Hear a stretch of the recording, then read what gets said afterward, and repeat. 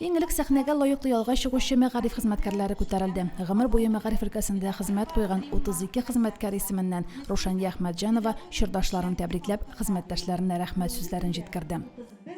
Совет чорының ныклы тәрбиясен, белемен алган ул чор укытучылары яшь буынга тигән ныклы белемен генә түгел, киләчәккә өмет, ышаныч уята алдык. Кайда гына кем генә булып эшләсәк тә, һәрберебезгә хезмәтебезгә тугры калдык, һөнәребезгә намус белән хезмәт иттек. Лаеклы ялга китүчеләргә алмашка кайткан яшь укытучылар нибары 6. Район мәгариф идарәсе җитәкчесе Лилия Хәбибуллина яшьләргә хәер фатихасын бирде. Быел бу куюында балаларыбызның тәрбиясенә аеруча әһәмият бирелер дип көтәбез. Иң ныграгы әхлак тәрбиясе урын алыр инде. Һәм тәрбия федераль дәүләт стандартларына нигезләнеп алып барылачак.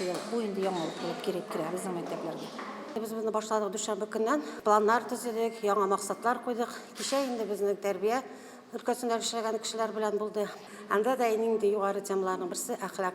Балалар безне әхлаклы итәргә һәм инде бу кыелында ничегендә әхлак дәресләрен тагын да ныклабрак итеп, дөрес итеп оештыруга без үзебезгә бурычлар йөкләдек. Һәм инде бүген безнең пленар эше, матур бәйрәм. Киңәшмәнең пленар эше һәркемгә дә сыйфатлы белем һәм тәрбия бирү үсеш өчен шартлар һәм мөмкинлекләр исеме астында үтте. Лилия Хәбибуллина чыгышында узган уку елы нәтиҗәләре белән таныштырды. Мәгариф учреждениеләренең яңа уку елына әзерлегенә бәя бирде, белем йортларының кадрлар белән тәэмин ителешенә тукталды. Халыкара олимпиадаларда катнашып, татар теленнән 2, рус теленнән 1 призлы урын яуладык. Нәтиҗәләрдән күренгәнчә, рус теле һәм әдәбияты, татар теле һәм әдәбияты, физик тәрбия, биология фәненнән җиңүчеләребез үз позицияларын саклыйлар. Башка фәнияләрнең дә олимпиада хәрәкәтендә катнашып, нәтиҗәлеккә ирешүе мөмкин. Киңәшмәдә шулай ук милли мәгариф, укучыларда функциональ грамоталылык формалаштыру, балалар бакчасында әхлак тәрбиясе турында чыгышлар тыңланды.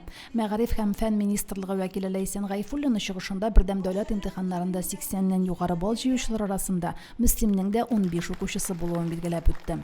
Республикабызда бердәм дәүләт имтиханнарында 100 балл җыючылар һәм дә 80 балдан артык балл җыючылар саны бик күпкә артты. Һәм шулар исәбендә безнең 15 мөслим районы укучысы. Гомуми нәтиҗәләргә килгәндә, мөслимдә татар районы булуга карамастан, рус теленнән, математикадан имтихан күрсәткечләре узган елга карый шактый югары.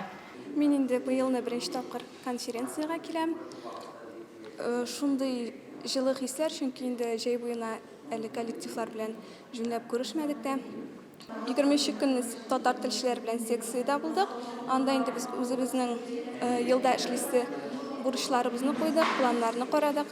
Бүген безнең районыбызда укытучыларның август конференциясының пленар утырышы бу инде секция эшләреннән соң инде алга куелган бурычларны тагын бер кат карап чыкканнан соң гомумләштереп, үткән елга анализ ясау, алдагы елларга планнар кору өчен зур чара.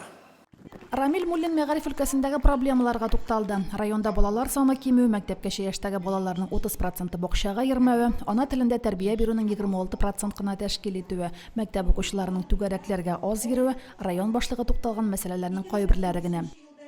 Әгәр дә без мөслимбезне, авылларыбызны киләчәк күрәсебез килә икән, бу балаларны менә шунда күрсәтергә кирәк. Алар шәһәргә барып, гыйбрәтләнеп кайтып, или башка барып, карар монда дөнья күңелле икән дип әйтергә тиешләр.